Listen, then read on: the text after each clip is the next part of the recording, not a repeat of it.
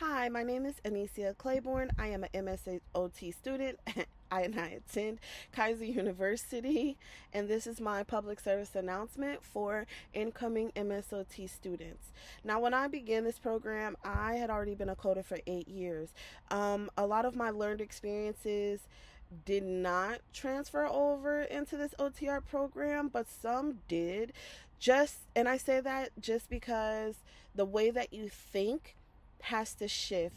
I went from a how am I going to treat this client to a why am I treating this client. And that transition has probably been one of the most important parts of my professional growth within this program. In regards to professional growth and identity, I have gained a lot of experience and I've mastered a couple of my goals in regards to my coded documentation has improved based off of the OTR experiences that I've had within my level 2 fieldworks, along with being able to be more comfortable in choosing and administering different assessment tools, and then also with interpretation and when providing feedback to parents, caregivers, or the patients themselves.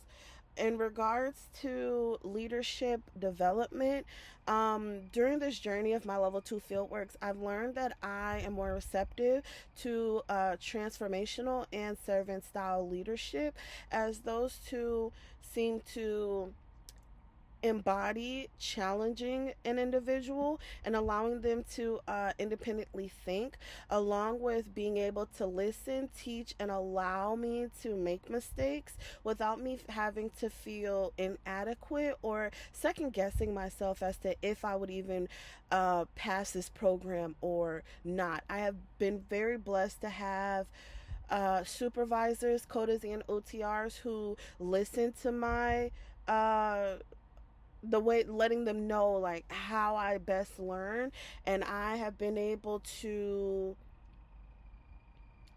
take their feedback and criticism and implement it to be a more well-rounded OTR student.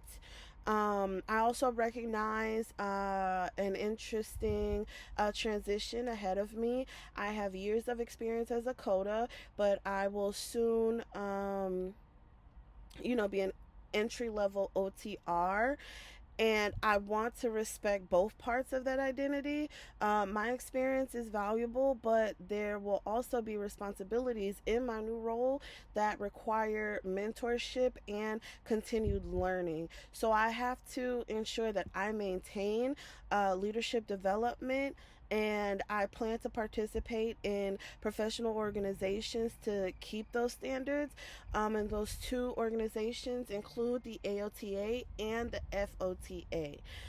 In regards to MBCOT readiness, I personally began studying because I'm not the best test taker at the beginning of my level 2 fieldworks, but it was simple, a few questions maybe every 2 nights or so, nothing too tedious to overwhelm me while I was in my level 2s, to make sure that I'm still focusing on where I am and what I need to accomplish right then and there. But I do feel like it helped me, along with being exposed to the therapy ed course that we had at the end of our level 2s this month. And then I just also want to continue turning my clinical experiences into MBCOT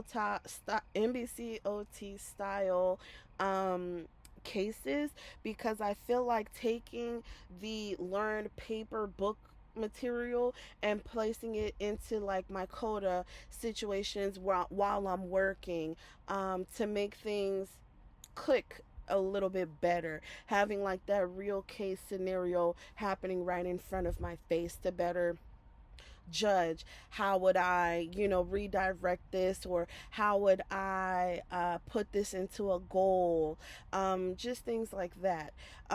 Also, I would like to touch bases on MBCOT registration and certification and Florida licensure. So there has to be a understanding that we will submit our examination application through my MBCOT, and provide the required educational verification, and that includes having our transcripts sent over for us to be able to get our authorization to test, our ATT letter, and then to schedule our testing date. And then from there, study, study, study. Take the test after passing the OTR test that first time. That next step would be to get our certification through MBCOT, and also through the Florida Board of Health, and understanding that we have to also go through the Occupational Therapy Board of Health website as well. So with the MBCOT, that is a 3-year cycle, and we must maintain 36 credits for renewal units. To meet those recertification qualification and requirements. When it comes to the Florida Board of Health, paying our due to get our licensure and the actual paper form licensure, which they now email instead of sending it to you through the mail. Every 2 years, maintaining those 26 credits, and then also using the